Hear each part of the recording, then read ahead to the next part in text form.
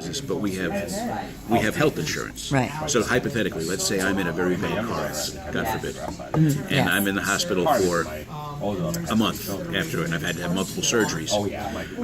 If I have a basic economic loss or PIP coverage of $50,000 on my car, that will be used up within a short amount of time if I'm really, really badly hurt. And Right. that $50,000 pays both medical expenses and lost earnings up to a certain limitations. Okay.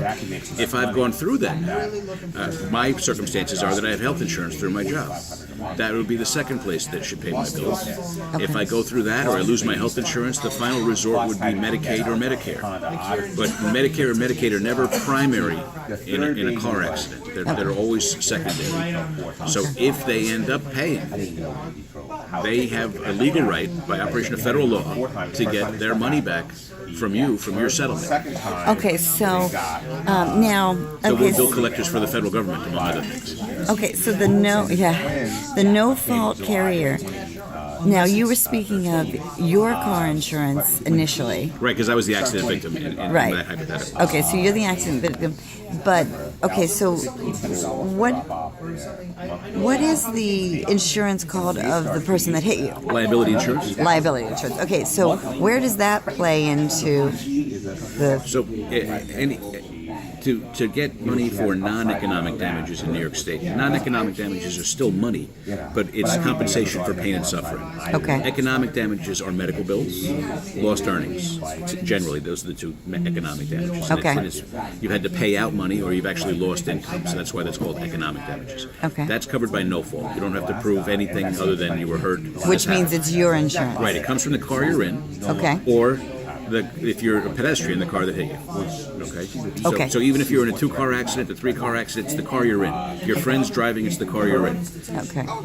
It's no fault. It doesn't matter whose fault it is. And whose insurance it? I got It's it. the car Okay. you're in. So Okay. you're in a 1-car accident. The car gets driven into a tree. You're the driver. You drive your car into a tree by accident. You break your leg. No fault pays, even though you caused it yourself.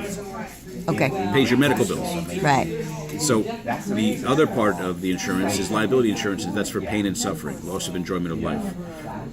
Most people have 100, 300 if it's a car with financing on it, so it's up to $100,000 per person, up to $300,000 per incident. So if Okay. there's 4 people in the car, you have to split up to 300. Okay. If there's 2 people in the car, they can each get 100. No one can get over 100 under Okay. the terms of that typical insurance That's a policy. typical. Okay. That's not the minimum. The minimum is $25.50. So you think about how fast the medical bills get used up. $25,000 for your pain and suffering may not be too much either. Yeah. And there are plenty of cars out there that are allowed to drive with just $25,000 worth of insurance. So what happens for that? So let's say hypothetically you have a $100,000 policy and you've been in a bad car accident. Your no fault paid your medical bills up to the 50, and now you're through it, and now you're running. You're still treating, and let's say you treated for another $25,000 worth of treatment, and you've been treating through Medicare. Medicare will want that $25,000 back from you.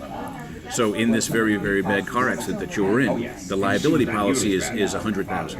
Okay, so let's say you get that $100,000. The legal fee comes off, and now you got to pay $25,000 to Medicare.